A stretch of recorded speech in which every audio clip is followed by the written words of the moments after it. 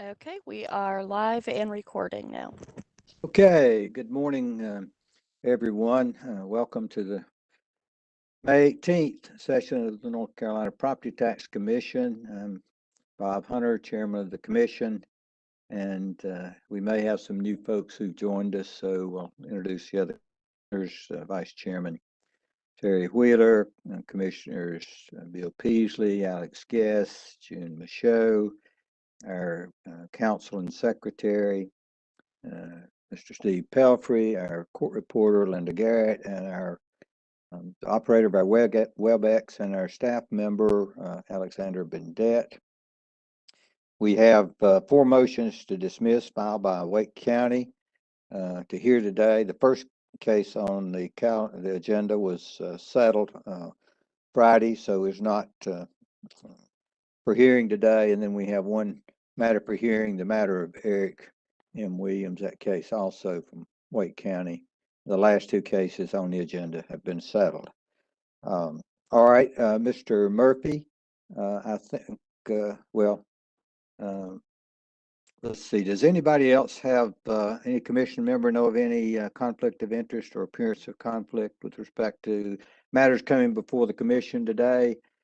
Seeing or hearing none, if so, please identify yourself, the conflict or appearance of conflict, and refrain from any undue participation in the particular matter involved. So, as I said, seeing none, we've taken care of that administrative matter. Now, Mr. Murphy, we'll hear from you.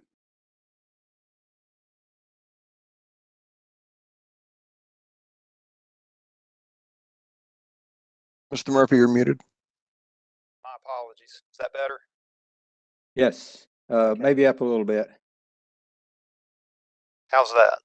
That's better. Okay, great.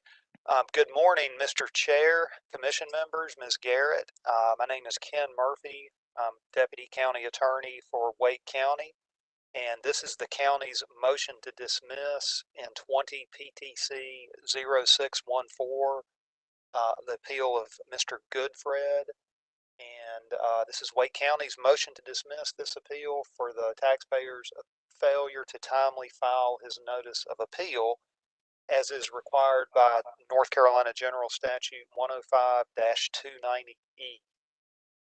As the Commission is well aware, GS 105-290E requires that a notice of appeal to the Commission must be filed with the Commission within 30 days after the date the county has mailed notice of its local board decision to the property owner.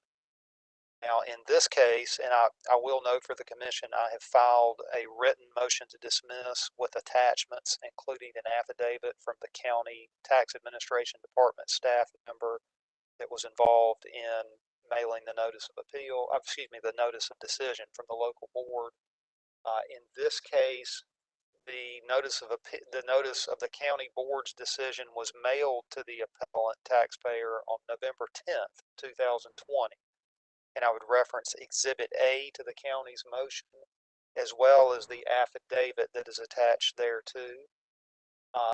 In this case, the taxpayer Mr. Goodfred filed his notice of appeal with the commission more than 30 days later on December 11th, 2020. And I would reference Exhibit B to the county's motion, the acknowledgement letter from this commission that was sent to the parties. Now, pursuant to GS 105-290E, the deadline for the taxpayer in this matter to file his notice of appeal timely would have been December 10th, 2020, and he failed to do so. He failed to file it within the 30-day period required by the statute. The North Carolina Court of Appeals has held that this commission has no jurisdiction to hear an appeal unless the notice of appeal is timely filed.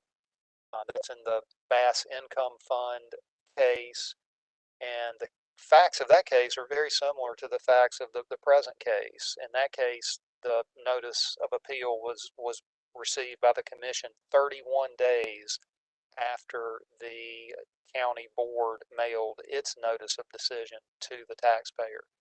And we have a similar situation here.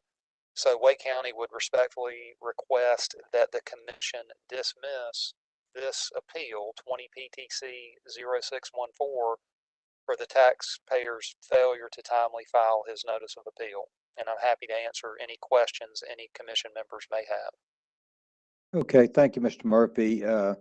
Mr. Pelfrey, was proper notice mailed to Mr. Goodford? Mr. Chairman, by letter dated April 27th, 2021, the parties were notified of today's hearing and the time and manner of the hearing. Okay, and looking at the calendar, December the 11th was a Friday, so it wasn't over the weekend or anything. All right. Questions from commissioners?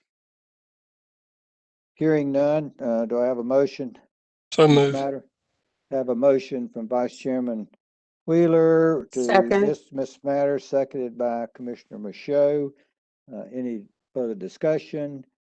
Hearing none, all in favor of the motion to dismiss 20 Property Tax Commission 0614, or the matter of Michael D. Goodford, please say aye. Aye. Aye.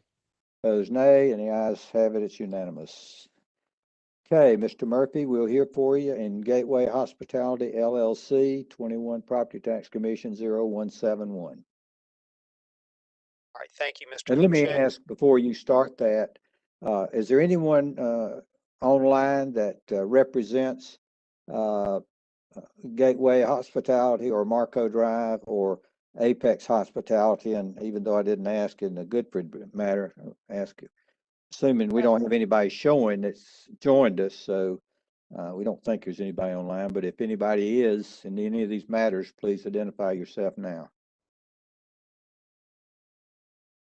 Okay, Mr. Murphy. Thank you, Mr. Chair, and I will just note at the outset that these three motions to dismiss, 20 PTC 171, 172, and 173, have very similar facts. I believe it's a related ownership group that owns all three of these properties. The county's decision letter was sent on the same date in each of these three. The purported notice of appeal was received on slightly different dates for the three, but I'll take each one of them individually if that's the commission's pleasure.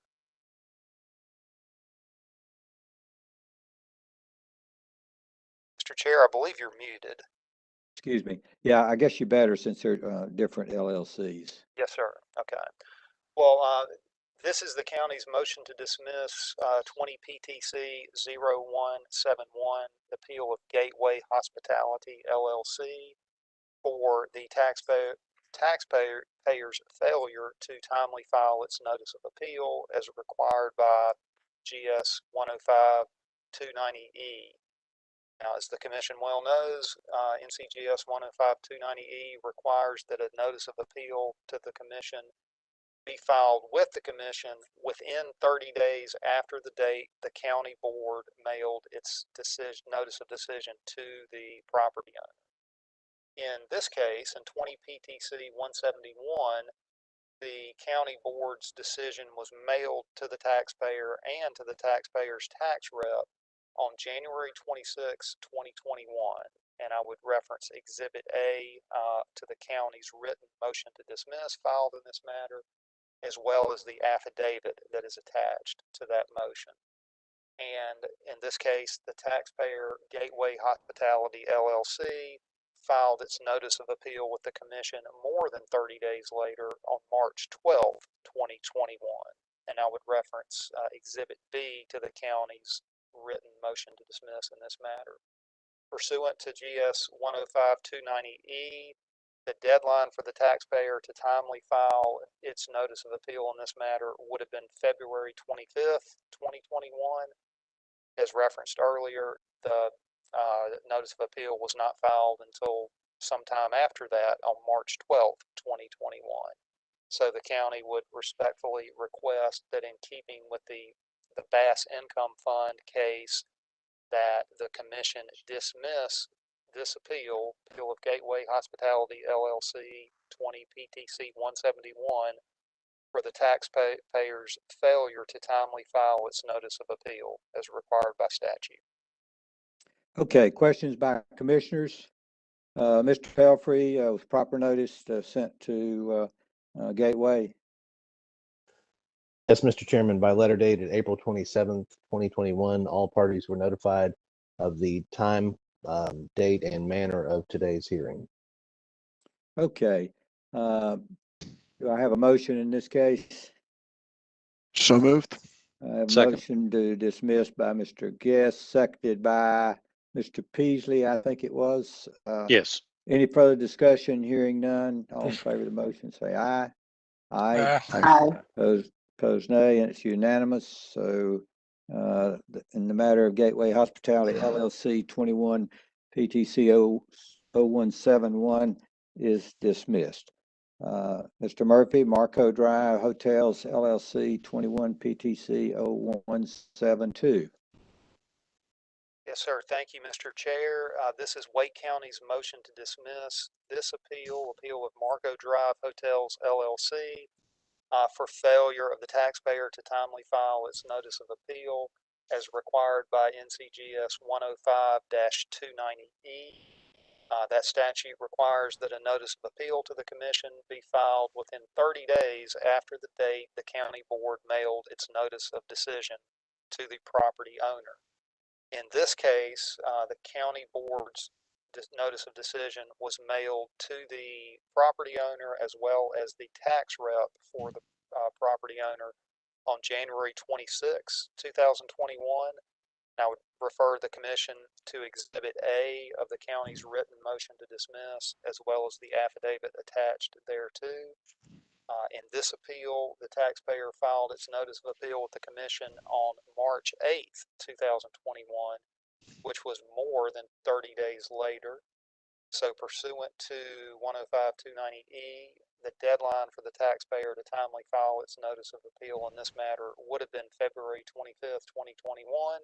And since the notice of appeal was not filed until after that date, on March 8th, 2021, the county would respectfully ask the commission, in light of the Bass Income Fund case, to dismiss this appeal for the failure of the taxpayer to timely file its notice of appeal as required by statute. Okay, Mr. Pelfrey, has proper notice been mailed to the Marco Drive Hotels?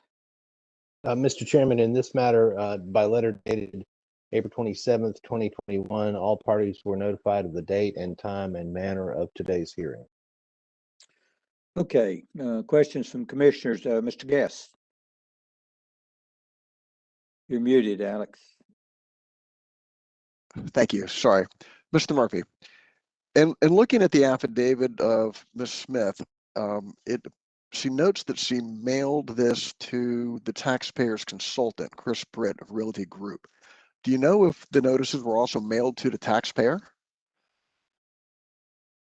Commissioner Guess, yes, they were mailed to the taxpayer as well. And I would reference, or I'd refer you to the county's written motion to dismiss, Exhibit A. I'll give the commission members a second to flip to that. You see Exhibit A, that is the notice of decision letter that was mailed from the local board on January 26, 2021. And you can see that it was mailed to Marco Drive Hotels LLC at 1005 Marco Drive, Apex, NC. That was the address on the correspondence to the commission.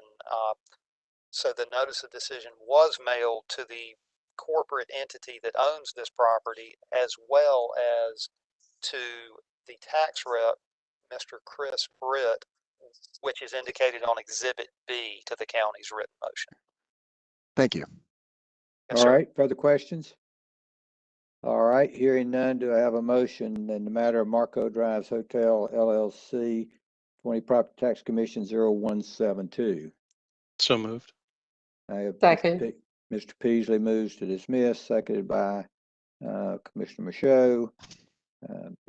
Hearing no further questions, all in favor of the motion to dismiss, please say aye. Aye. Opposed, nay, and it's unanimous. So Marco Drive Hotels LLC 21 Property Tax Commission 0172 is dismissed. Mr. Murphy, Apex Hospitality Group LLC 21 Property Tax Commission 0173. Thank you, Mr. Chair. This is Wake County's motion to dismiss this appeal of Apex Hospitality Group LLC 20 PTC 0173 for the taxpayer's failure to timely file its notice of appeal as required by North Carolina General Statute 105-290E. As the commission well knows, 105-290E requires that a notice of appeal to the commission be filed with the commission within 30 days after the date the county board mailed its notice of decision to the property owner.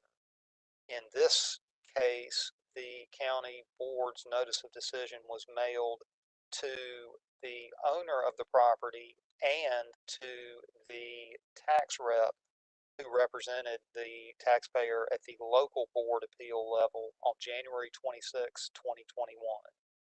And I would refer the commission to Exhibit A to the county's written motion, which is the county board's notice of decision mailed to the property owner, as well as Exhibit B, which is the county board's notice of decision mailed to the tax rep, and the affidavit that's attached with the county's written motion as well.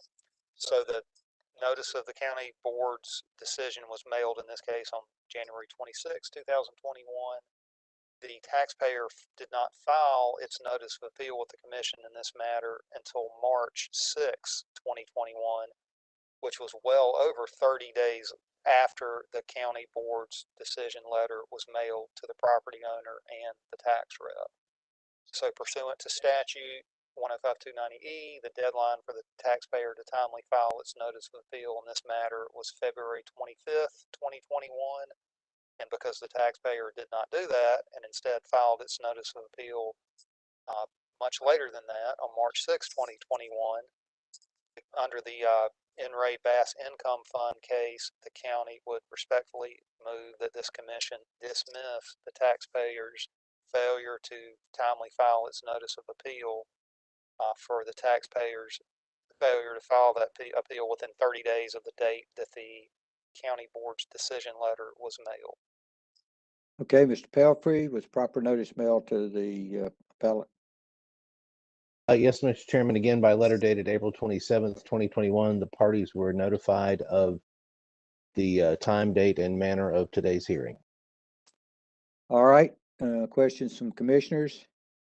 Hearing none, do I have a motion in the Apex Hospitality Group LLC 21 Property Tax Commission 0173? So moved. All right. Second. Vice Chairman Wheeler, I think I heard, and a couple of seconds. Second. I've got Mr. Guest. Okay. And a motion to dismiss. Any further questions or comments? Hearing none, all in favor of the motion, please signify by saying aye. Aye. All opposed, nay, and ayes have it. It's unanimous. And in the matter of Apex Hospitality Group LLC 21 Property Tax Commission 0173 is dismissed. Okay, the next and last item on the agenda is the matter of the appeal of Eric M. Williams. Let's get to where we got that case. All right.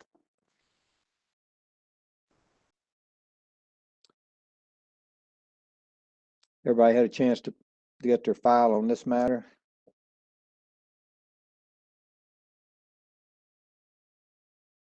Okay, we'll call the Eric M. Williams 20 Property Tax Commission 0421 for hearing. The county is represented, this appeal is from Wake County. The county is represented by Mr. Ken Murphy, and Mr. Williams is appearing pro se, which means, of course, that he represents himself. All right.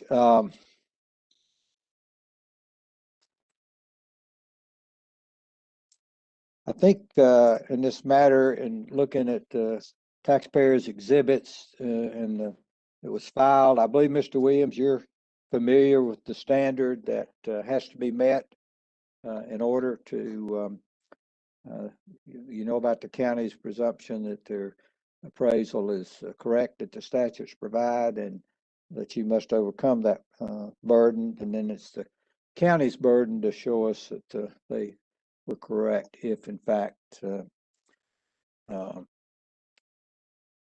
that is their evidence. So what we do, Mr. Williams, is have a short opening statement by you, and you've been sworn, and then we'll have, but that part of it is not under oath, but any testimony you give will be. Mr. Murphy will then give us the county's side of the case in a short manner, and we'll understand what each of you contends, and then Mr. Williams will let you put on your evidence. So at this time, Mr. Williams, would you like to make a short opening statement? Yes, Mr. Chairman, and thank you for your attention, and good morning to the commission. And have to say the preceding stuff brought back some memories. Previous case I had several years ago where I about lost out based on a procedural motion because I about missed the date, which fortunately I was on the date. I had proof. We moved on. So the other thing is that I have to say, my son's band teacher is Robert Hunter. So well, there are a lot of us, including some judges. Well, I think your name is on a sign out in Western North Carolina along the highway. So I think you got that. That was back in the legislative days, I guess. Okay. Anyway, thank you for, like I said, letting me listen in on that. Kind of actually got me in the mood because I am not a public speaker by trade. This is not something I consider very comfortable, but I do feel strongly that the property is being overvalued significantly. As you mentioned before, the prevailing standard here is in re amp, the case from 1975, where you have to prove that the county used an arbitrary or illegal method of valuation, and that their valuation substantially exceeds true value or fair market value. So that is what I have attempted to lay out as best I can.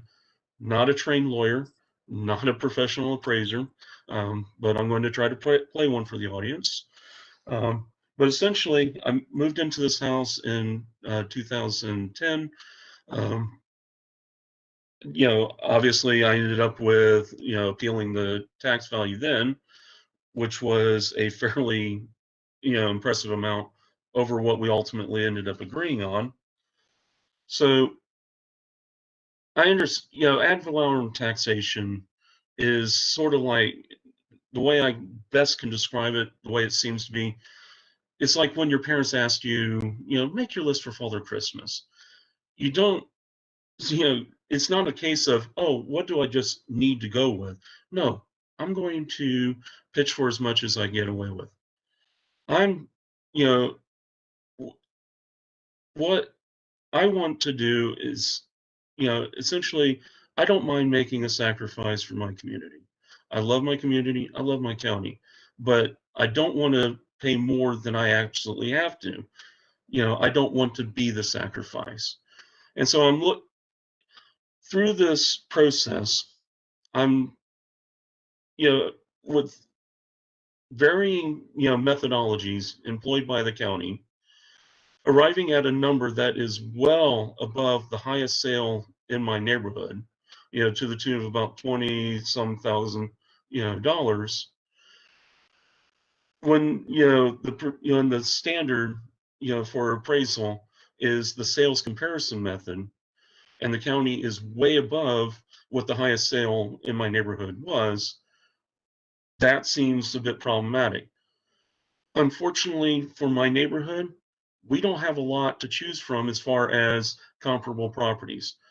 For the 2 years, prior to the revaluation date of 1 January, 2020, nothing was moving. There was 4 transactions total, 2 of which the county disputed as not arm's length, which ultimately I've accepted. That leaves us 2, which is really not enough to be, meaningful. So now it just becomes a question of, what properties can I find that are reasonably proximate to my property, that gives a, true indication of what the fair market value of my, property truly is. And I think I found a set of 5, the 2 arm's length transactions in my neighborhood, which would be the best ones to use, because obviously you're in the same neighborhood, you're close to each other, houses are very similar quality. Those would be the ones you would normally want to use. In previous years, we've had a ton to choose from to come to an equitable value. This year we don't. We have to deal with the hand we're dealt.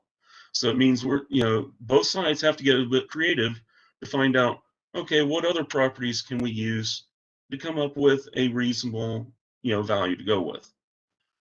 I think I found 3 of them by using a process using the county's own, data file, narrowing down from my zip code, finding houses that were exactly graded as mine and, during the previous, look back period.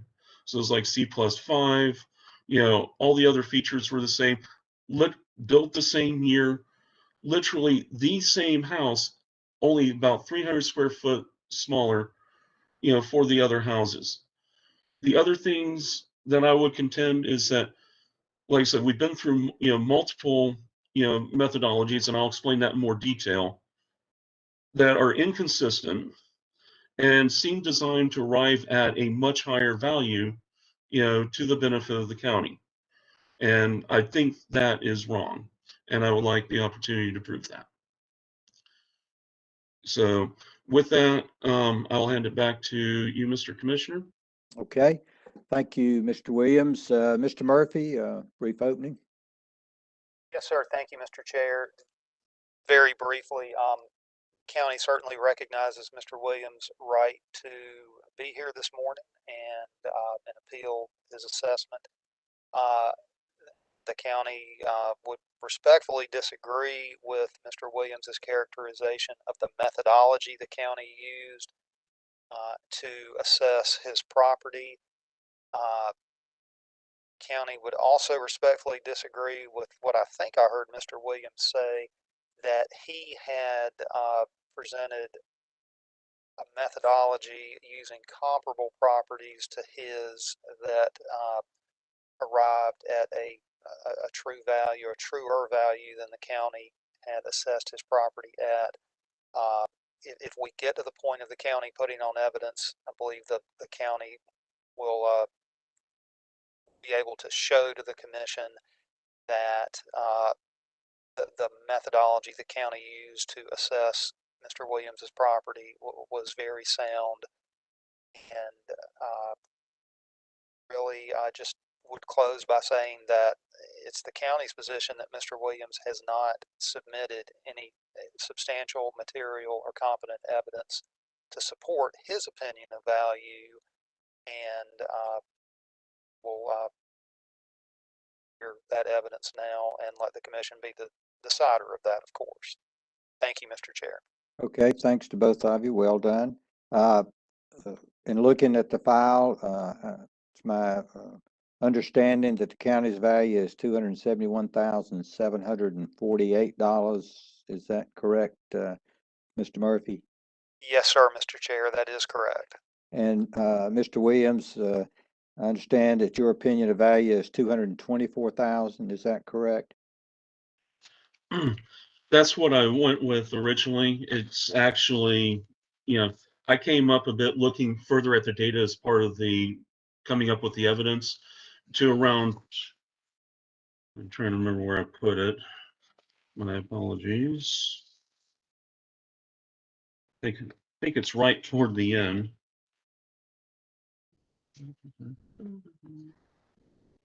236,700 based on, the comparables that I ended up using. Okay, 236,700. All right. Mr. Williams, we'll hear from you as to your testimony and any evidence you would like to present to commission. Thank you, Mr. Chairman, and may it please the commission. Again, thank you for allowing me this opportunity to speak my piece. So everything I have for you will be in the packet that I've filed with the commission. I don't want to be like, the professor we all hated in university and just go read it to you, because that honestly is going to be a waste of time, and B, probably bore everyone who's participating and watching. So long story short, I bought the house on the 10th of December of 2010.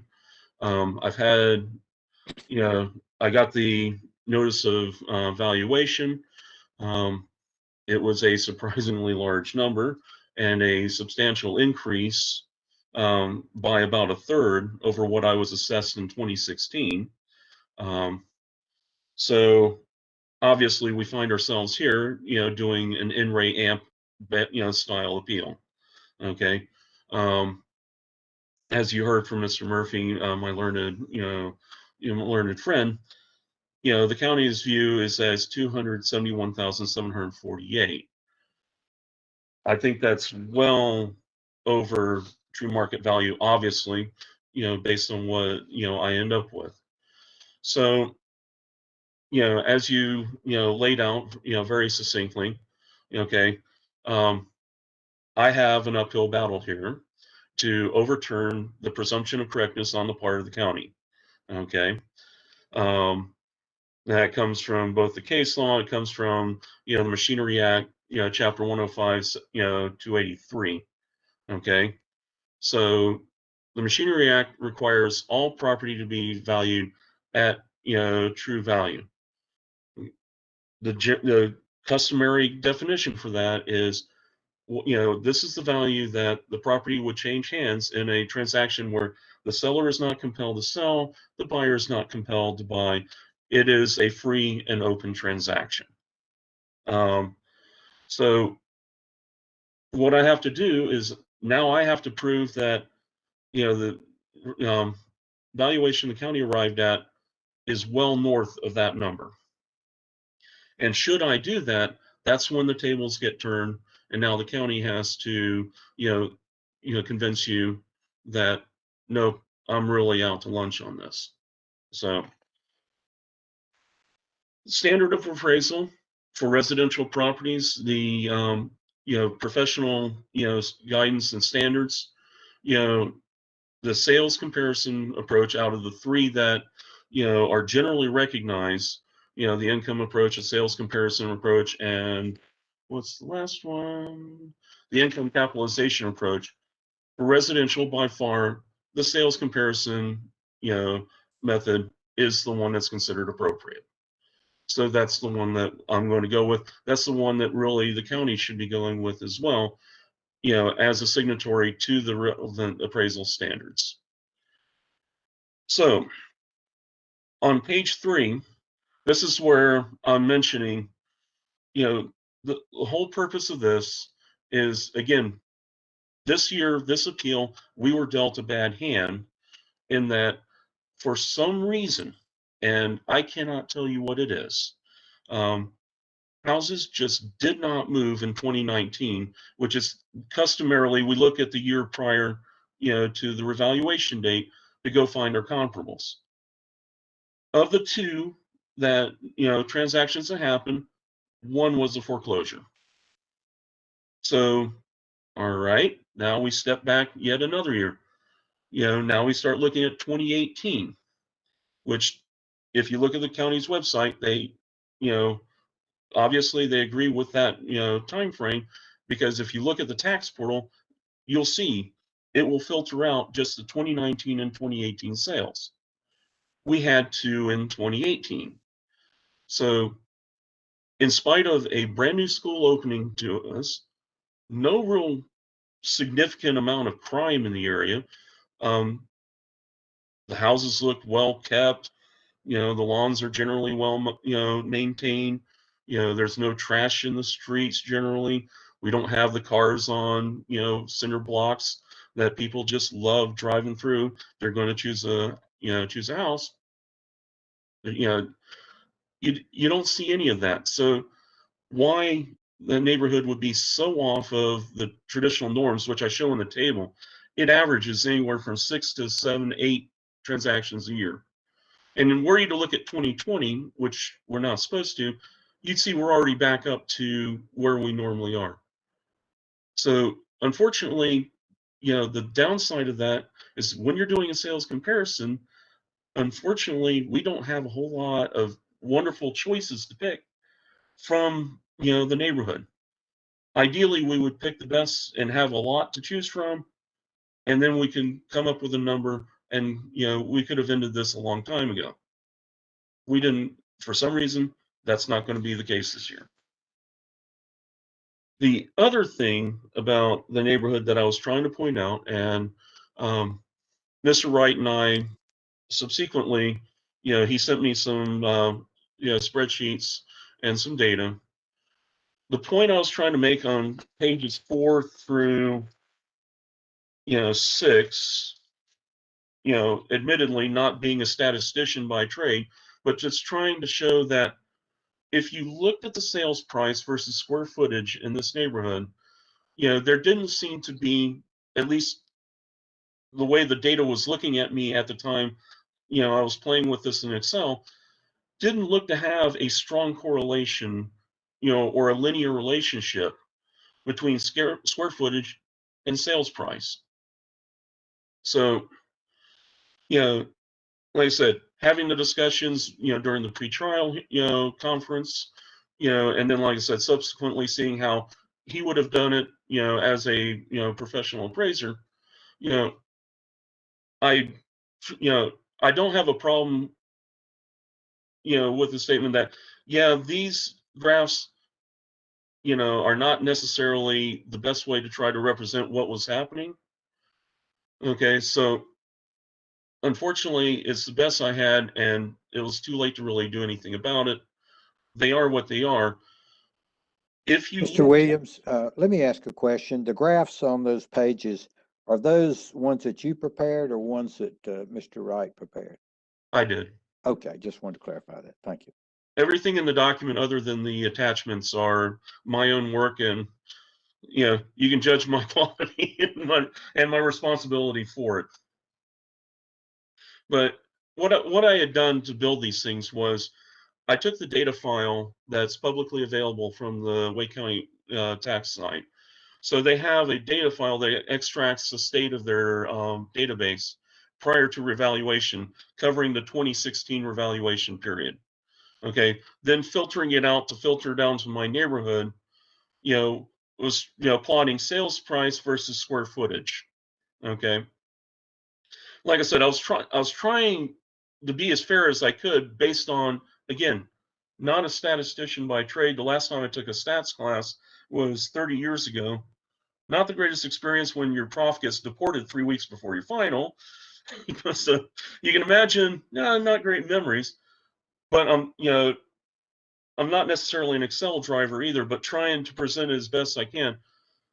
The big, problem is that, and like I said, I'll agree with Mr. Wright on this one, is that the time frames are too wide, and ideally you would see, very narrow, time frames where you can see date and the amount versus the square footage, and that probably would have made it a bit more meaningful. So don't really want to spend a whole lot more time on that, but I would say this: the reasonable person in the street, if you walk them down Busted Rock Trail and throughout my neighborhood, and you ask them, can you tell me how big that house is? Probably not going to be able to tell you unless they have some sort of, insider knowledge or some magic abilities I'm not aware of. If I were to, point at my house versus the houses that are 2,300 square feet, guaranteed, not many people are going to be able to go, yeah, yours is larger by 300 square feet. To be perfectly honest, I don't know that they would necessarily be able to, look at one of the houses we had to toss overboard, due to being the foreclosure, which is 800 square feet larger than my house and about 1,100 square feet larger than most of these comparables. And other than going, yeah, that looks bigger, unfortunately, two-story houses tend to be very deceptive. The point is that the average person buying a house in this neighborhood isn't looking at necessarily square footage in terms of the decision to buy or the price that they pay. So I just didn't really see the strong correlation there. And again, if you look at the data, you could see instances where it was completely nonsensical. The smaller house was selling for more than the larger one. So there's just enough discontinuity and enough distance from a linear relationship that I did really think that my conclusion was basically square footage is important, but it is not the end all and be all, to valuing these houses in this neighborhood. So, pardon me. So, if you look at the schedule of values published by Wake County, square footage, between 2,600 square feet and 2,300 square feet isn't much different either. I mean, there's not a huge difference in terms of, the amount per square foot, that the schedule of values applies to it. I would offer that as, the schedule of values, kind of agrees that, yeah, when the houses are generally similarly sized, the square footage by itself is not going to be the deciding factor on what people are going to offer.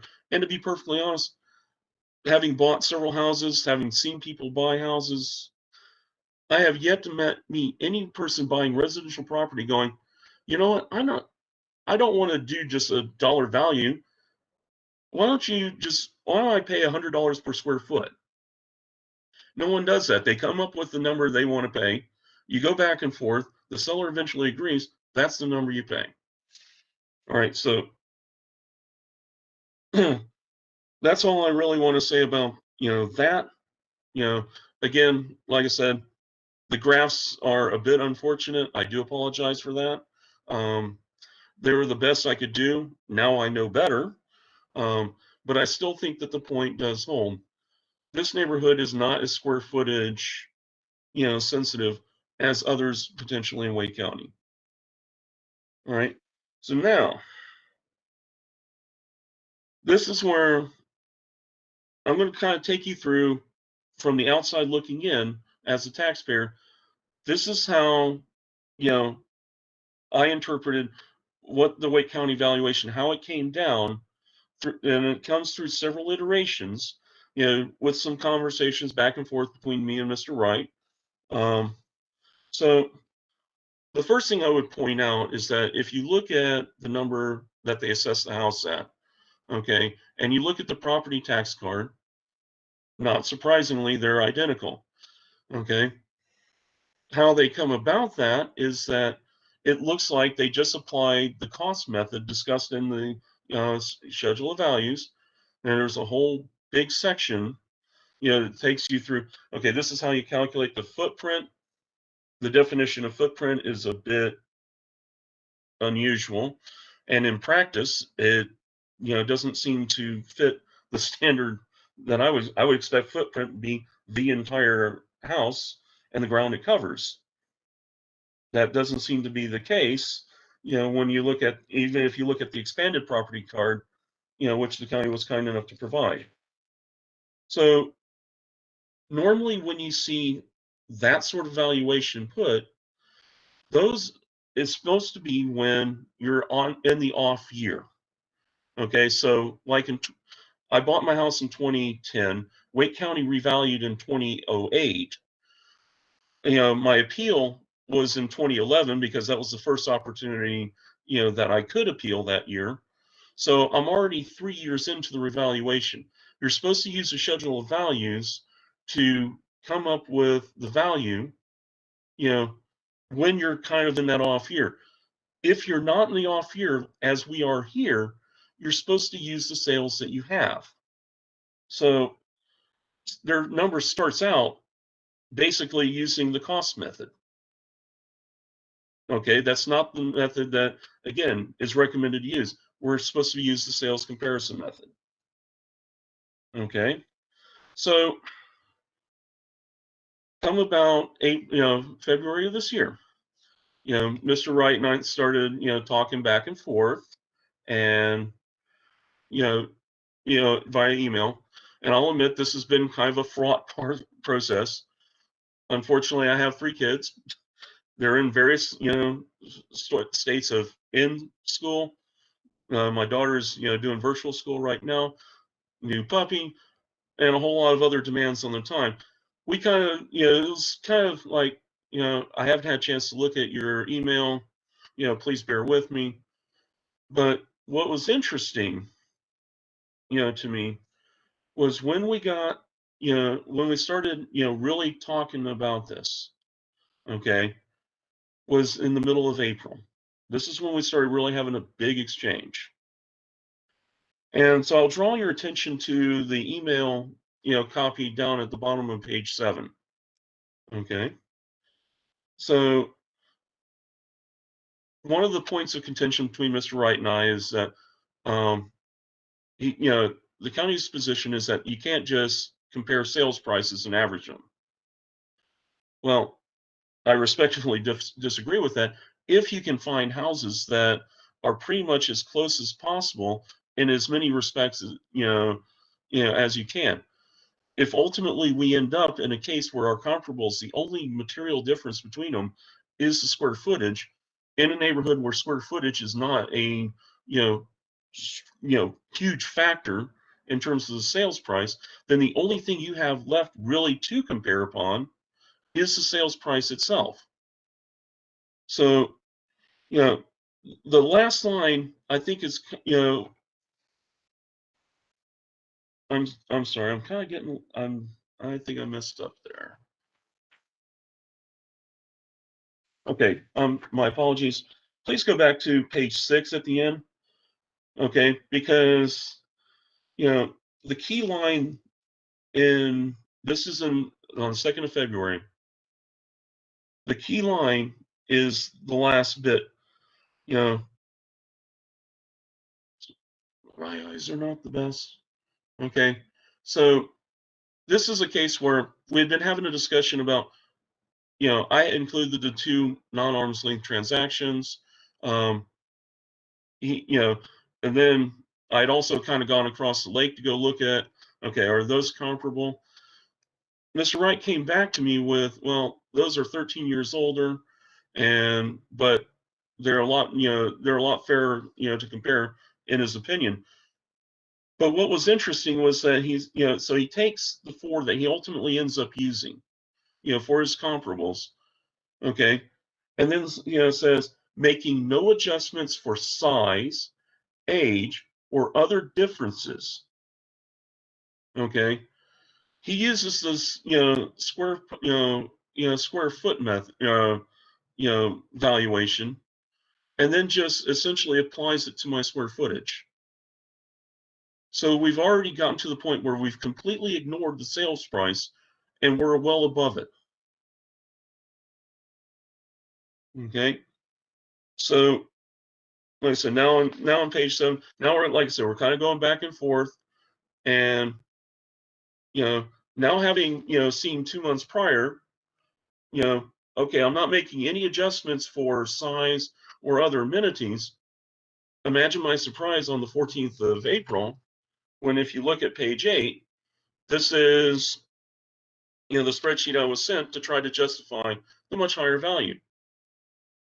So all of a sudden, I'm seeing huge adjustments for difference in square footage.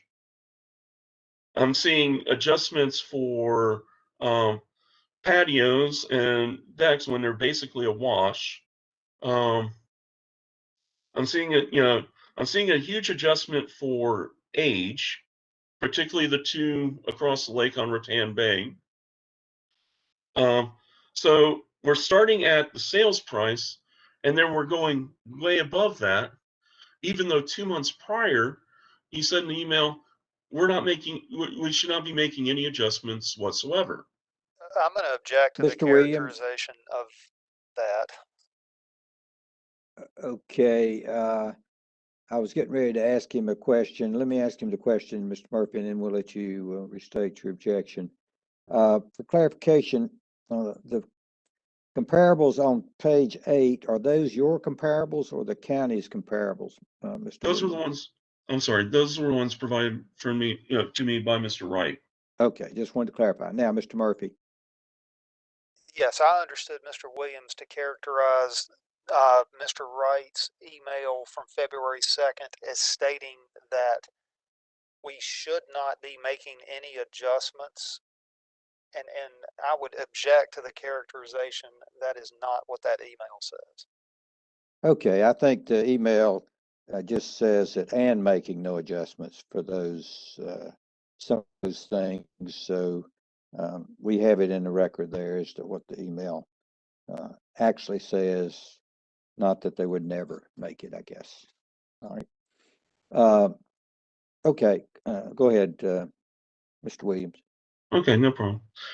So, but again, imagine my surprise when my expectation is kind of been set, okay, using the exact same comparables, okay, as was discussed in the email on the 2nd of February. We've gone from making no adjustments to now making a huge amount of adjustments, to justify a value that is well in excess of like the highest sale, that was in the neighborhood, which was 520.25 Heather Ridge at 248. Okay. The other question I had on that, spreadsheet that was provided was that I had a hard time understanding, okay, where are these adjustments coming from? Okay, what are these numbers? I went back to the schedule of values thinking, okay, is there a formula there that explains these? Because absent anything else, that's what we're supposed to go back to, because that's the rules that govern the revaluation. Couldn't really make that work. Then so I ended up asking the question, okay, can you tell me how this spreadsheet was created? And so the reply was fairly quick. Because I'm asking, did these values come from the schedule of values, or are they coming from somewhere else? Okay, the reply on the 14th at 13:31 hours was the adjustments do not necessarily come from the schedule of values. They're derived from what's typical for the market. Okay. Well, but where's that data available? If you're going to use that, we should be able to use the same secret sauce then. But it's never disclosed where that data comes from. Is it a publicly available source? Is it a case of this is data we're deriving on the back end, in our Canvas system that the public has no access to? I have no way of knowing if those values are meaningful. There seems to be a linear relationship drawn for square footage adjustment, which again I don't think really applies in this neighborhood. That's not how the neighborhood is performed. So the point is just we should not be. It's like Mr. Wright is going to bring his expertise to the appraisal, and at the end of the day, yes, it is an opinion, but again, when these adjustments that I have no way of reproducing, or I have no way of verifying, okay, is that even reasonable? Okay, seems to be a bit unfair and arbitrary.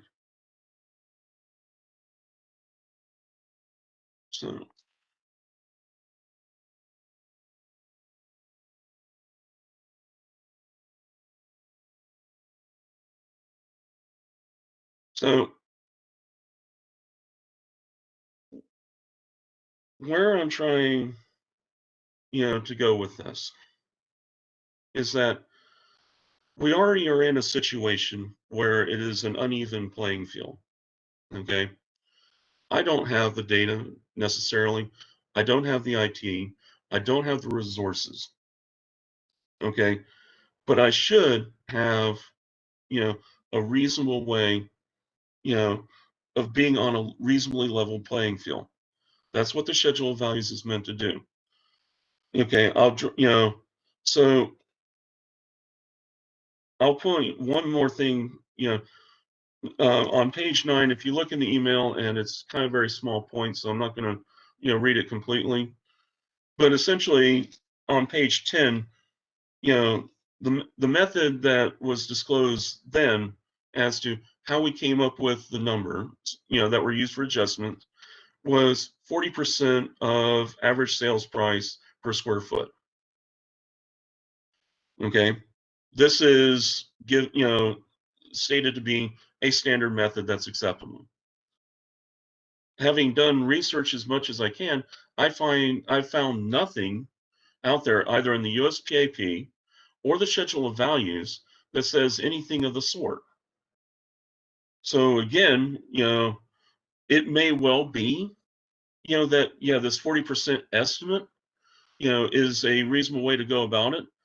The one thing I could find, and I reproduced that, link, or that webpage, the one thing I could find that was even close to saying that would be a reasonable way to go about it, if you look further down at it, they're like, yeah, and the person that originally came up with that idea way back in 2008, 2010, that time frame, would not do it this way now and would not recommend it. So, the methods, in my opinion, are inconsistent.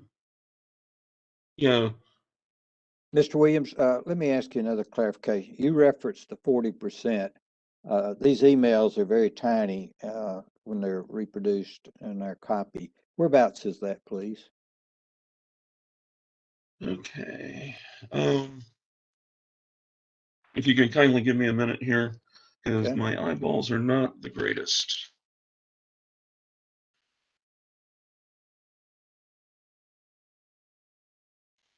Okay, if you look at the email dated the 27th of April, Which wait, page? on page 9 down at the bottom. Okay. Okay. All right, I think I see it in that It's the second paragraph. Okay. Yes, sir. Okay, and it says the method used was to take 40% of the average sales price per square foot. Is that what you referenced? Yes, sir. Okay, all right, go ahead. I'm sorry. Oh, no problem. Let me put my eyeballs back on. It's kind of shocking, but I actually see better for small things without them. So, like I said,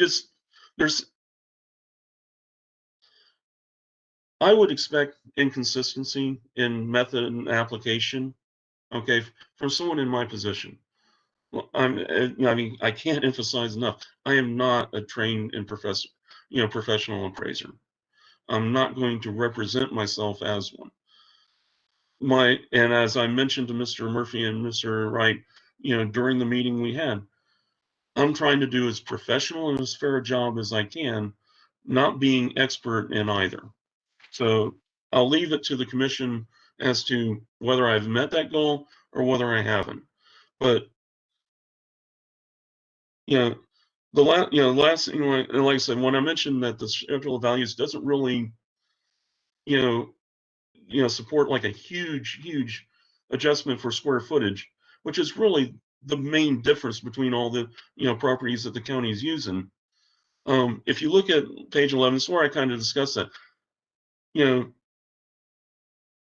Looking at the tables where essentially you're supposed to calculate the footprint, and again, I would say that the wording is not precise in the schedule of values. For example, I would have calculated mine upwards of 1620 square foot in the footprint, which you'll see in my table there. If you look at their actual calculations and how they built the cost estimate, for my house with the initial, value, excuse me, you'll find that they're actually using a footprint value of 992.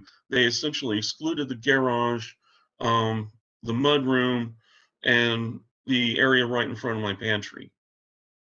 But even, allowing, for the variation there, you're still talking about $13 a square foot, which is, nowhere near 15, 20,000. So now it's my turn to try, so again, this table is where, and you'll see it in color. Unfortunately, I have it in black and white because my color printer decided it didn't want to be a color printer anymore. But if you look at the table there and the spreadsheet, you'll see things that are colored red.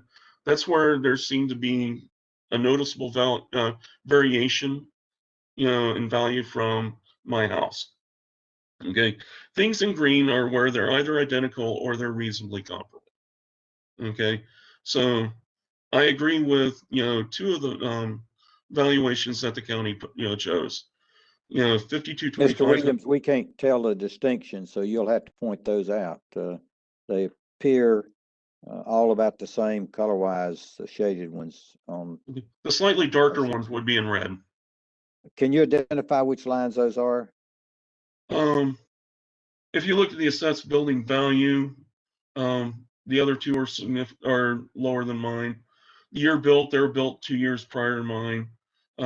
Heated area, they're about 400 square foot, smaller than mine. Okay, thank you. I'm sorry, I forgot. Yeah, I sent you the printed version off my laser printer, so yeah, that's not in color. My apologies. Okay, so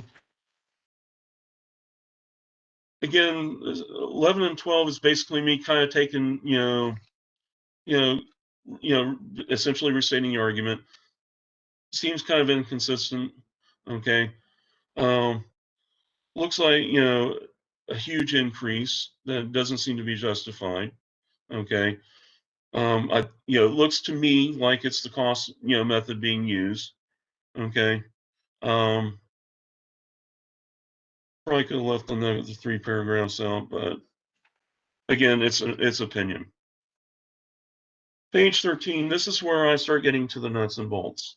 So after again having the appeal to the property tax commission, okay, and having the conversations, with Mr. Wright, like I said, I agreed with the county on the 2 in Heather Ridge.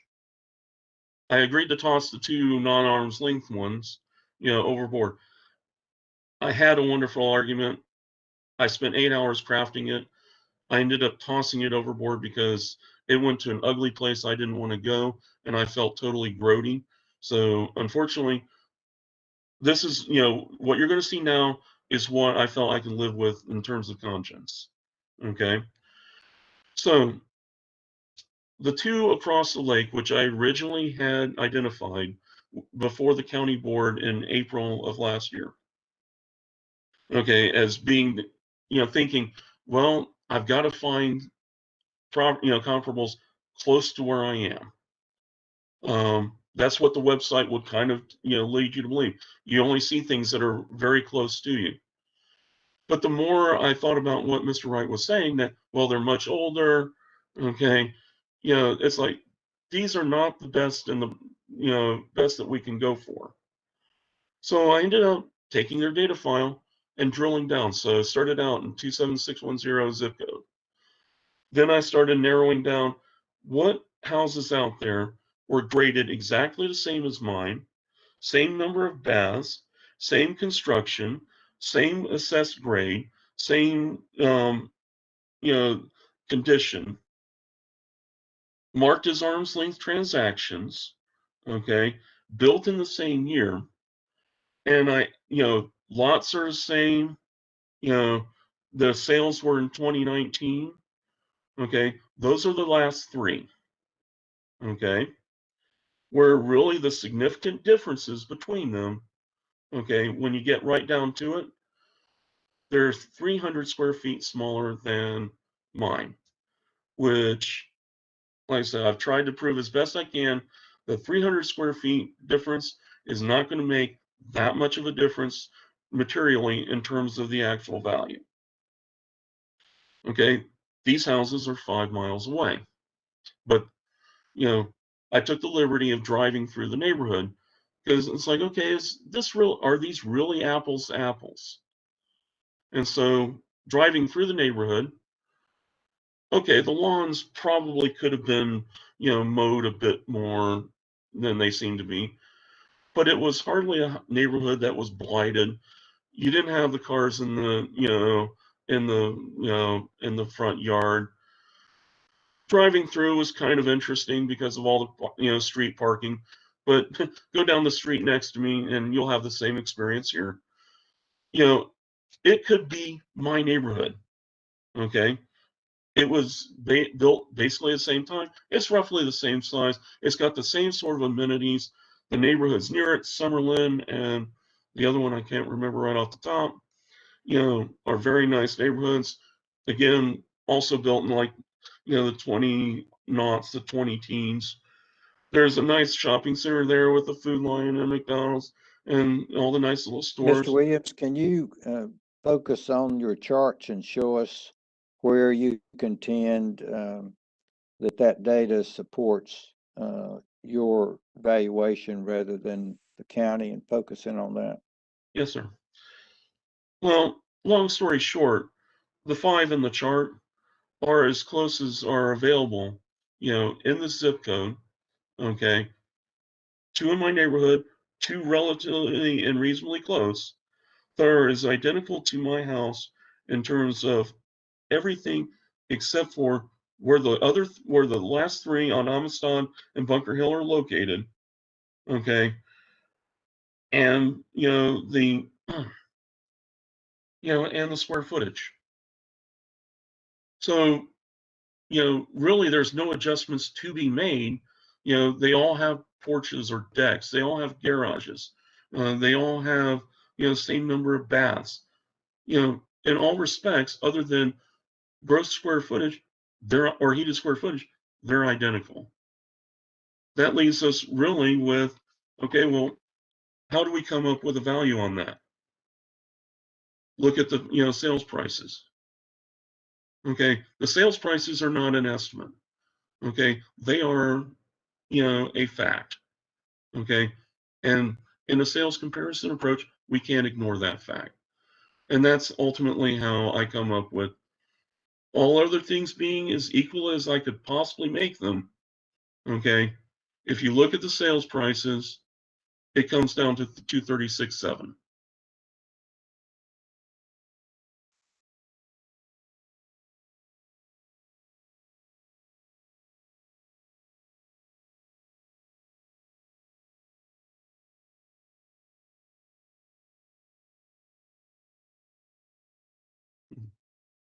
All right, so are you good? All right, I'm sorry. My house phone was ringing. I had to go over and shut it off, so I missed your last minute or 30 seconds. Oh, no.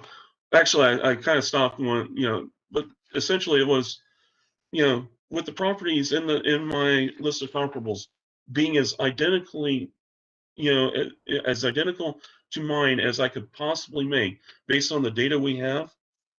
Okay. The price is really the only thing that you can go for, and that's a fact. That's not an estimate. Okay, that's the facts, and that's what we ought to be using here. And that's how I come up with 236,700. Okay, and if you look at, if you looked at the prices of, the county's comparables, which, again, you go back to February, it's like, okay, we don't need to adjust anything. Notwithstanding Mr. Murphy's objection. That's not what was stated in February. Okay. All right, Mr. But they're basically in the same ballpark. My value is 236,700, and I respectfully submit that to the committee. All right, just one last question. Does someplace on your chart show that 236 figure? I'm looking at it and I can't. It's not in the spreadsheet. It's in the, it's in the comments at the bottom of page 214. or bottom of page Page 14. 14, Okay, and the bottom there I of see it. page 15 where I restate it. Okay, so you took those prices from the chart and that's where you got the 236.7. Is that right? Yeah, those are the Okay. sales prices. Okay, all right, okay. Anything else? I think I may have run over my time. I mean, if I was in the Supreme Court, I think the red light may have gone off. So I do apologize. Obviously, I'm not a trained lawyer. So, What kind of work do you do, Mr. Williams? well, that's kind of an interesting question. Just briefly. I'm an IT weenie by training. I'm trying to be a professional photographer and basically stay-at-home dad right now. Okay, all right. Mr. Murphy, Cross? Yes, sir, Mr. Chair. Thank you. By the way, we'll consider all the exhibits introduced unless there's any objection. No objection, Mr. Chair. All right, consider all exhibits introduced. Okay, thank you, Mr. Chair. Good morning, Mr. Williams. Good morning to you and to Mr. Wright, who I had the pleasure of meeting at the DOR because we dropped our evidence off at the exact same time. So he got to see a preview that I have a panoramic physique and a face made for radio.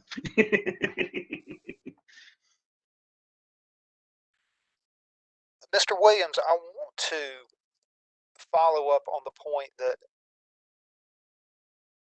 Chair Hunter just clarified with you first and then sort of work backward from there. Now, Mr. Williams, your opinion of value for your property is $236,700. Is that correct? Yes. And is it correct that you arrived at that opinion of value by looking at the chart on page 13 of your document,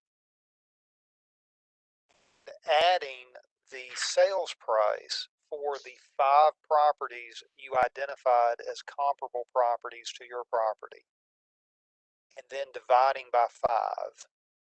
Is Yes, that taking the average. okay? I just wanted to clarify that. And Mr. Williams, you made no adjustments for any differences in those properties and your property in arriving at that figure. Is that correct? Well, when the only adjustment or only significant difference really between them is the square footage, which I have disposed of as I don't believe that to be really that that huge an adjustment.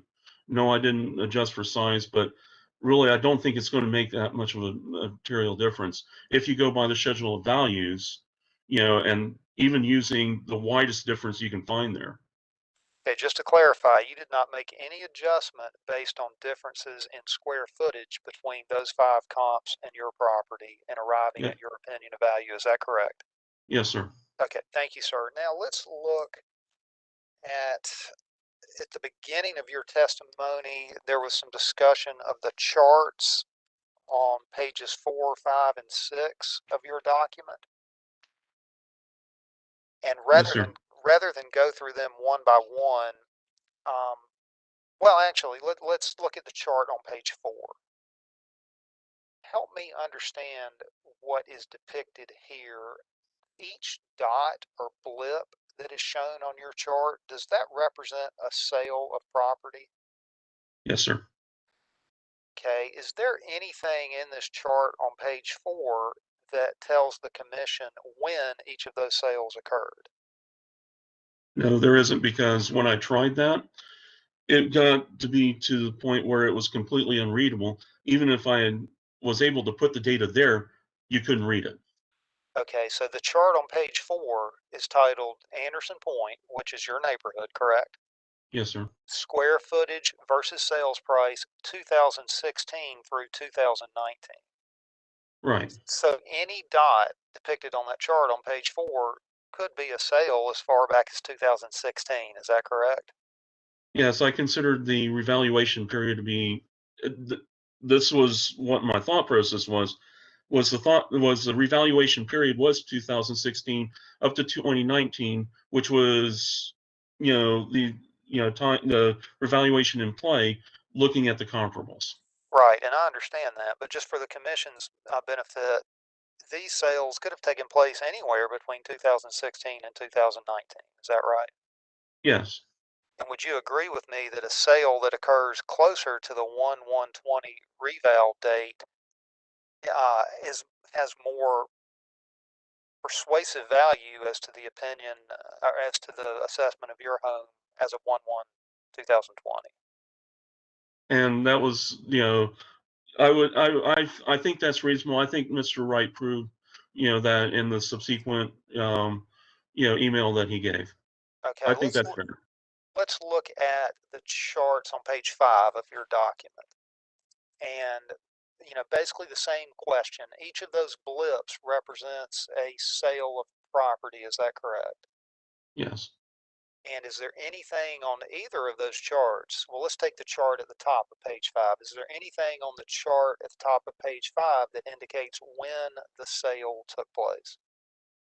That you won't find it on any of them. Okay, so Because I wasn't doing it, in the narrow silos that, really arguably I probably should have. I was just trying to show that, just looking at the scatter plot, it wasn't coming to a significantly reasonable, based on my limited understanding of statistics, a reasonably linear function, to adjust for square footage. okay. Same question with respect to the chart at the bottom of page 5. Nothing on that chart indicates when any of those sales took place, correct? Right. I was just trying to I was just again trying over the history of the neighborhood, was saying that was as close to linear as I could find. Okay. Finally, chart on page 6, same question. Nothing on that chart indicates when any of those sales took place. Is that correct? That's correct. And just help me and the commission understand what the purpose of these charts is. And let me ask it to you this way, sir. You, on page 4 of your document, I would ask you to turn to that with me if you would. And I'm looking at, again, for the commission's benefit, this is page 4 of the appellant's document. This is the the third full paragraph. It begins with another factor. Are you there Yes, sir. with me, Mr. Williams? Yes, sir. Okay. Is it your contention that your the sales in your neighborhood over the years that you've attempted to depict in these graphs have shown that square footage does not have an impact on the sale price of homes in your neighborhood? Is that did I understand that to be your testimony to the commission today? No, I would characterize it as I don't think it has a significant impact on the sales price. Okay, I tried to write this down as you said it. I believe your testimony on direct examination was square footage is correct with respect to your neighborhood, would you not? Okay, what am I agreeing with? That square footage is important, but not the end all and be all in assessing real property in your neighborhood. I think it's reasonable. I think some neighborhoods will probably exhibit a far more linear relationship than mine seems to do. Okay, and again, the only evidence you've presented to the commission of this, in your terms, an absence of a linear relationship between square footage and price are these charts on pages 4, 5, and 6. Is that correct? That's all I had available to me. And you would agree with me that there's nothing on these charts on pages 4, 5, and 6 that indicate when those properties sold. That's correct. It could have been as far back as 2007 for some of them. Right. The one that I was considering the most important was the first one. Okay. And yes, would it be not, if I had the time and the resources, before we got to the conference, I could have looked at that a different way, but they are what they are. All right, thank you, sir. Let's look at your document.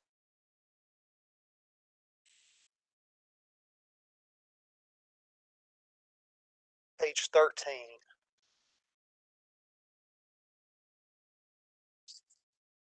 You see at the top of the page, the heading is underlined, italicized, and bolded, appraising the value of the subject property. Yes, sir. Okay, the chart on this page, Mr. Williams, this is the sole evidence that you have provided to the commission that you purport renders an opinion of value for your property. Is that correct? Yes, sir. And it came straight out of the county's data extract, so it's presumed to be correct. Okay, thank you, sir.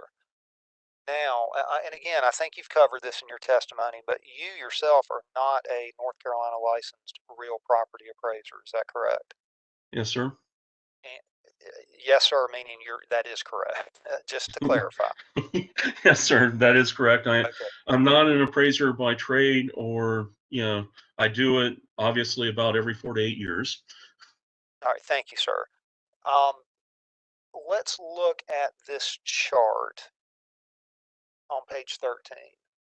These are the 5 properties that you've identified in your words as the most similar, the closest in your zip code, the 5 closest properties in your zip code to your property. Is that correct? Yes, sir. Okay. Let's look at, well, first of all, the first 2, 5225 Heather Ridge Lane and 5217 Heather Ridge Lane. And for the benefit of the commission, those are the 2,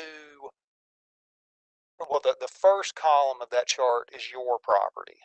And then the 2 immediately to the right of that are the first 2 comps, 5225 Heather Ridge Lane, 5217 Heather Ridge Lane. Do you see those columns, Mr. Williams? Yes, sir. Okay, those 2 properties are in your neighborhood. Is that correct? Yes, sir. Okay, and about how far from your house are those 2 located? If you know. I would say less than a kilometer. Okay. Now let's look at the next 3 properties over. So effectively comps 3, 4, and 5. 3728 Amistad Lane, 3701 Amistad Lane, 6328 Bunker Hill Drive. Okay, those 3 properties are not in your neighborhood. Is that correct? That's correct. Where in the county are those 3 properties located? Do you know? How familiar with 27610 are you?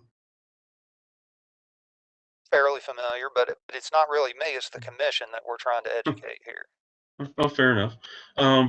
Well, the properties in question are kind of catty corner and across from the Battle Bridge Shopping Center.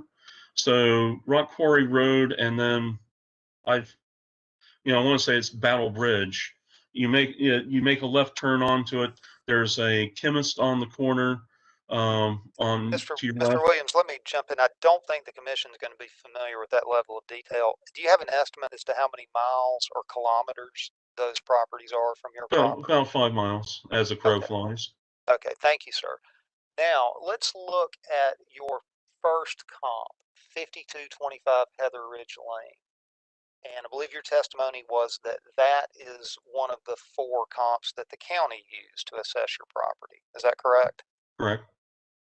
Okay. And again, that property is in your neighborhood, right? Yes, sir. Less than a kilometer from your house, right? Yes. Okay. Go down to the line that says heated area. Are you with me? Yes, sir. Okay. What is the heated area? In other words, what is the square footage of 5225 Heather Ridge Lane? 2343 according to the county. Okay. And what is the square footage of your property? 2635. Okay. So your property is just under 300 square feet larger than 5225 Heather Ridge Lane, your first comp. Is that correct? Yes, sir. Okay. Now go back up with me in the column for 5225 Heather Ridge Lane. When did this property sell? 5225 Heather Ridge Lane. The 14th of October, 2019. Okay, so just a couple of months before the 1/1/2020 reval date, correct? Yes, sir. Okay, and what was the sale price of that property? 248,000. Okay, and let's skip over 5217 Heather Ridge Lane and look at your comps 3, 4, and 5, which you have indicated are not in your neighborhood, unlike 5225 Heather Ridge Lane. Okay, let's look at 3728 Amistad Lane. And let's look at 3701 Amistad Lane and 6328 Bunker Hill Drive as well. And let's look at the square footage of those. For 3728 Amistad, what is the heated area, the square footage? 2336. Okay. And again, for the commission's benefit, what was the square footage of 5225 Heather Ridge? 2635. No, excuse me, that's your square footage, right? I'm sorry. 2343. Okay, thank you. Now let's look at 3701 Amistad. What's the square footage of that comp? The same, 2336. Okay. And let's look at the last comp, 6328 Bunker Hill. Square footage of that comp. 2336. Okay, so those three comps that are outside of your property, outside of your neighborhood, have basically identical square footage to the 5225 Heather Ridge Lane comp that is in your neighborhood. Is that correct? Yes, sir. And what was the sale price for 3728 Amistad? 236.5. Okay, and when did that sell? The pardon me. The 20th of August 2019. Okay. Now, same question for 3701 Amistad. Again, square footage is almost identical to 5225 Heather Ridge Lane, correct? Right. Okay, when did 3701 Amistad sell? The 25th of July 2019. And what did it sell for? 240,000. Okay, same questions with respect to 6328 Bunker Hill. Would you agree with me the square footage is almost identical to 3728 Amistad, 3701 Amistad, and 5225 Heather Ridge? They're 7 square feet apart. Okay. When did 6328 Bunker Hill sell? The 22nd of July 2019. Okay, and how much did it sell for? 235,000. Okay, and not to belabor the point, but going back to 5225 Heather Ridge, sold in October of 2019 for 248,000, correct? Yes, sir. And then the that comp is in your neighborhood, correct? Yes, sir. Okay, and the three that we just went through, 3708 Amistad, 3728 Amistad, 3701 Amistad, 6328 Bunker Hill, those sold for 236,500, 240,000, and 235,000 respectively. Is that correct? Yes. Now, Mr. Williams, doesn't that contradict your assertion that there's something special about your neighborhood, that there is no relationship between square footage and sale price? If the comp that you've identified as one of the most similar properties in your zip code to your property, which is identical in every way other than square footage, if it's sold for $248,000 and And then these other 3 comps, which you've also identified as among the 5 most similar properties to yours and your zip code, which are also identical in every way to your property except for square footage. They're smaller in square footage. If they sold for roughly 5% less than the 5225 comp, which is in your neighborhood, and they all have basically identical square footage. Do you agree with me that that contradicts your argument that square footage doesn't correlate to sale price in your neighborhood? Well, again, I would say I don't think it's as significant. Okay. All right. Well, let's go back to 5225 Heather Ridge Lane. You would agree that sold for $248,000 in October of 2019, correct? Yes, sir. You'd agree with me that is in your neighborhood, correct? Yes, sir. Less than a kilometer from your house, correct? Yes. Approximately 300 square feet less than your house, correct? Yes. And it sold for $248,000 in October of 2019, correct? Yes. Okay, well, explain to the commission, how does that support your opinion that your property, which is 300 square feet larger, same neighborhood, how does that support your opinion of value for your property of, I believe it is 236,700?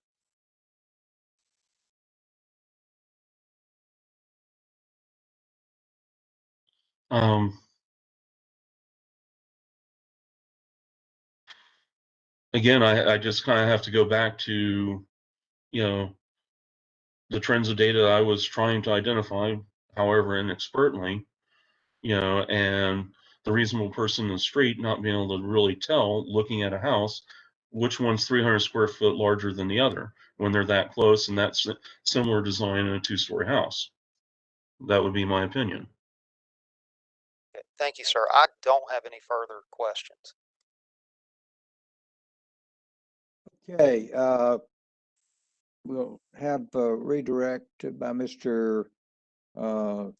Williams on anything, and if any, we'll do commissioner questions unless you have questions that you want to ask before he does that. All right, Mr. Williams, anything further that you would like to add to what you've submitted? I like to, well, this is the best argument I think I could make. I leave it to the commission's good graces as to how well I did. At the end of the day, it's nothing personal. It's professional. And as far as I'm concerned, I've tried to make the best effort I can to get as fair evaluation for my house as I can. And I just have to trust in the process. And thank you to the commission for your kind, gift of time for me to allow me to present, as well as my learned opponent and Mr. Wright's time, to participate in these proceedings. Okay, questions from commissioners? All right, I don't see or hear any. I think you Mr. have Chairman, one. Mr. Williams. Wait a minute. Okay, I'm sorry, Mr. Guest, I couldn't see you. No, Thanks for. Commissioner Wheeler was. Oh, I'm raising sorry. his hand. Okay, he wasn't on my screen. Okay, Vice Chairman Wheeler. Mr. Williams, the 5225 Heather Ridge seems to be a popular comparison. It is the next largest house to you in your comps. And are you contending that all of these comps should be valued at 236,700? No, I'm just, again, I'm just trying to take the data points that I have available to me, which is not much, and come up with a reasonable value. If you did if you took one step, just one little step further, and that's dealing with the square footage difference. You took all these comps and averaged them to 236.7. But if you, because your house is the largest in approximately 300 square foot, it's exactly 292 square foot bigger than 5225 Heather. If you took the 236 and divided the square footage of Heather, it's $101 a square foot. And if you apply that to the 292 square foot that you have that is larger than that, you come up with a value of $29,000. Add that to the 236. To me, that makes it closer because yours is larger. Yours is largely rougher by a square footage of a 15 by 20 room. And I think the folks at Heather would think that would be a closer comparison, or trying to make everything even. Which if you did that and you added them together, your house being a 292 square foot larger, you'd come up with a value of $266,000, which is only $5,000 from the county's value. But it's also well above the 248 that property actually sold for. And unfortunately, that's the problem, But I'm using your numbers now. I'm using your 236 on page 14 and just simply adding the larger square footage that you have using that number, period. Okay.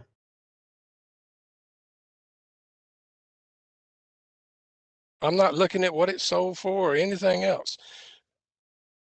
Just that I feel if you just take it one more step further and make adjustments for square footage in all of those, but 290 square foot is a large amount of square footage. Like I said, it's a 15 by 20. I mean, 15 by 20 room. Okay. I mean, I see the point. Okay.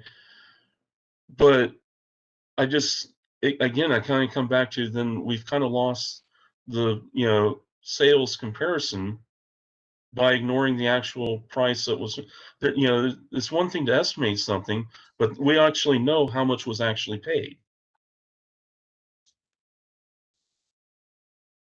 I guess that's the part I'm having a real difficult time wrapping my head around. All right, so thank you.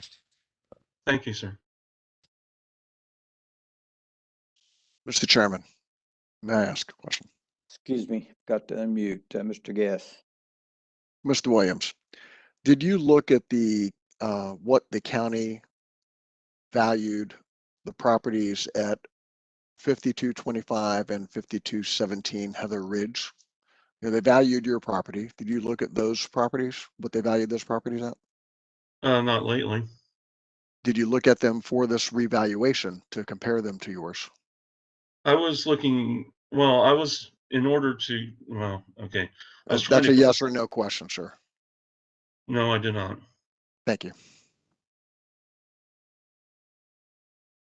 Further questions? Anybody that I can't see, speak up, please. Okay, I think you've rested your case. Is that correct, Mr. Williams? And your exhibits have been admitted. Anything further?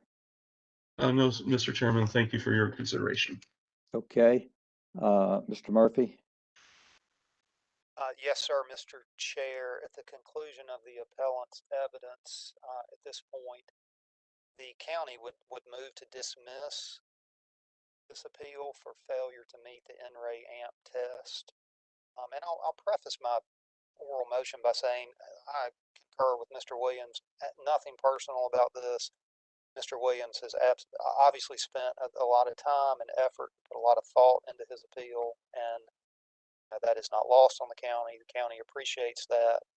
Nevertheless, as the commission well knows, under the NRAAMP Court of Appeals decision in North Carolina, there is a presumption that a county's ad valorem tax assessments are presumed to be correct. In order for the taxpayer to rebut this presumption, the burden is on the taxpayer to produce competent, substantial, and material evidence that tends to show that, one, either the county tax assessor used an arbitrary method of valuation, or two, county tax assessor used an illegal method of valuation, and three, the assessment substantially exceeded the true value in money of the subject property. At this time, Wake County moves to dismiss Mr. Williams' appeal because he's failed to meet his burden of producing competent, material, and substantial evidence as required by NRAAMP to overcome the presumption of correctness of Wake County's assessment of his property. Specifically, Mr. Williams' evidence is deficient in the following ways. First of all, he has not submitted an appraisal of his property. He himself, by his own testimony, is not a licensed North Carolina appraiser.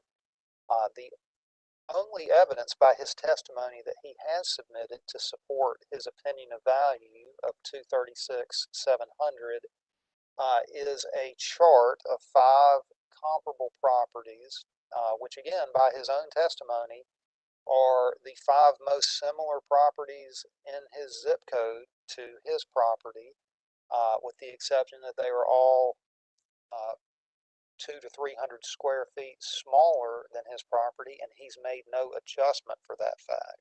So it's the county's contention that Mr. Williams has failed to submit any competent, substantial, or material evidence to support his opinion of value. Therefore, he has not successfully been able to rebut the presumption of the county's correct assessment of his property, and the county would respectfully ask the commission to dismiss his appeal at this time.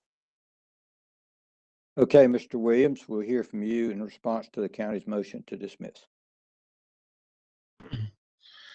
Oh, well, wasn't unexpected. Mr. Murphy was kind enough to, say, yeah, that's probably going to happen, and it's nothing personal, and it really, truly isn't. I like to think I made the best argument I possibly could with the resources and the abilities that I could bring to the table. I don't really know much more than I can say, other than that. Other than, again, I appreciate the opportunity to be part of the process. Okay, questions by commissioners before we recess to hear the motion, to deliberate on it? Okay, all right, at this time we will go into private session, executive session, to discuss the motion, and then when we've decided the motion, we will come back. So everybody have a little bit of time. We will not come back before 11:10. Okay.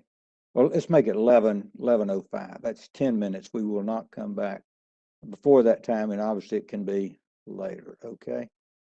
All right. Thank you, Mr. Chair. Thank you, Mr. Chair.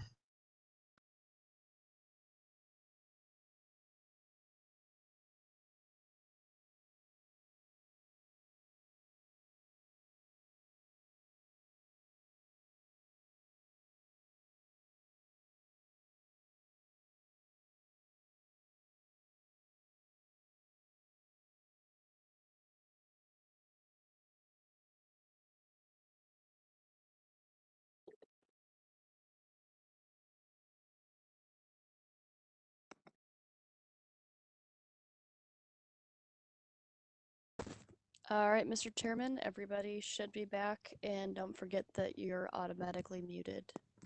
Okay. Then we're back in official session. Ms. Garrett, are you with us? Yes, sir, I'm with you. Thank you. Okay, good. And I see Mr. Murphy, and I see Mr. Williams. So I think we have everyone back with us.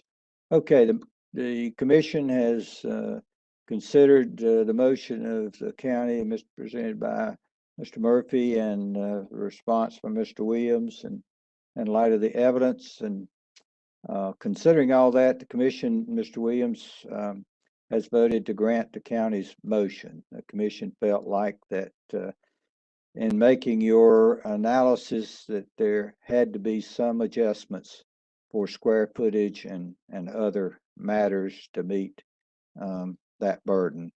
I would say that you've done a great deal of research and put a great deal of time in this matter, and you presented it very effectively.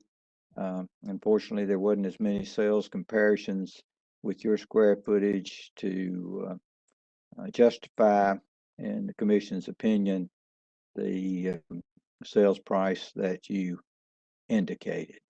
So that matter is dismissed. You'll get a order from the commission sometime, Mr. Williams, probably 30 to 90 days. You should receive that, and that'll set out your the order and what your rights are respectively going forward, should you so desire. All right. Thank you, Mr. Murphy. Thank you, Mr. Williams. The only other items I think that we need to take care of is during this morning's hearing, we did hear from one of the parties tomorrow. Case, Mr. Udoff, 2 cases on, just the same case, but different years. He's had some COVID issues, requested a continuance, and so that continuance is granted. Steve and Alexandria, I assume you put it on for the next our next session in June, unless there's some agreement between the parties there. Tomorrow's calendar, we'll have the motion to dismiss from Mecklenburg County, and then we have the Philippe matter, and we have the William Young matters, both of those listed for full hearings. The of course, the motion to dismiss in the HOS LLC matter. The other cases have all been dismissed, and the no AB 14 and AB 16 motion has been withdrawn. And so then we will see you, unless there's something else, Mr. Pelfrey or anyone, will see you tomorrow morning at 9 a.m. Anybody have anything else? Okay, we'll adjourn till tomorrow morning. Mr. Chairman, yes. Miss Commissioner Michelle had raised her hand. Oh, I can't see it. No, that's fine. Thank you for pointing that out. With the William Young case for tomorrow, I believe we got some supplemental information from you for that case. Yes, ma'am, and I will resend that today in case anybody needs it. But what I'm sending you today is exactly what I sent you the other day, so you can disregard it if you printed that out or whatever. Thank you. That was a one-pager, I believe, of the property card. It got admitted from the exhibits when it was sent in. I think 1 page. I think, is that correct? Yes, Steve? sir. That's correct. That's correct. Yes, okay. Sir. Anybody else have anything? Now it looks like, boy, my screen, I don't know. Now it looks like Vice Chairman Wheeler and Commissioner Peasley disappeared. Y'all have anything else? All right, Nope. hearing none, we're still here. Adjourned for tomorrow. Okay, we'll adjourn until tomorrow at 9 a.m. Thank y'all. Appreciate it. Good job, Mr. Murphy and Thank you, Commissioner. Mr. Williams. Thank Bye you now. kindly, Mr. Chairman. Thank you, sir.